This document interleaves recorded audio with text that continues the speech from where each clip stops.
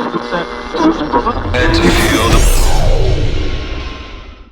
as disappointed, Nash, that the season's over, or not? Yeah, look, it is. It's disappointing for the playing group, and we were hopeful of getting another 5 or so games in just to try and finish off the season with some sort of positivity. So we've talked about it's been a really tough one for the women's group, and we were looking forward to getting on court, but knew it was going to be a challenge. And over the last 24 hours, it's been confirmed that that's it for 21. What do? Do you get the girls together as a group again, or do you just contact individually to assess the season, I suppose, and finalise things?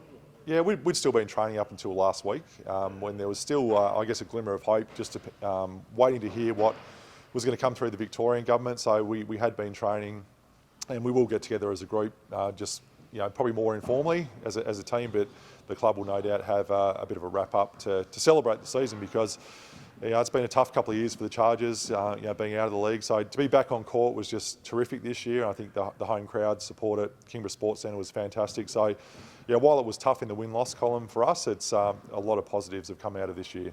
Does the women's program need a complete reset, do you think, and start over again next season?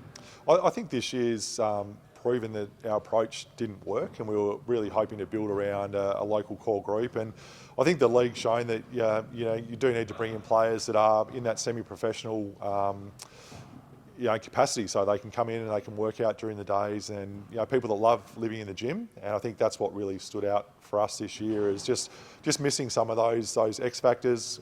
Maddie Garrick was sensational for us, but had limited availability to be on the ground here in Hobart. So absolutely there'll be a review, and it's a blank canvas for the women's program going forward. What about your future, mate? You said you were going to decide, or you weren't sure if you're going to go on next year. Any more thoughts on that? Do you feel like you want to come back with unfinished business at a different point, I suppose? Yeah, it's certainly a disappointing way to finish the season, and for me, I was committed to coming back to the club for 2020 and 2021. So now that there is a red line through the season, we'll sit down formally with the club, and there'll no doubt be announcements in due course around that. But I'm really committed to supporting the sport in whatever way I can. I'm involved in a number of other basketball projects, so it's just a matter of how it all fits together moving forward. Do you feel like you've got the drive to do it again? Do you want to do it again? Look, I think it's really unlikely that I'll be head coach of the women's team next year. But again, in whatever way I can support the club, this club's been a huge part of my life, from the time I was 18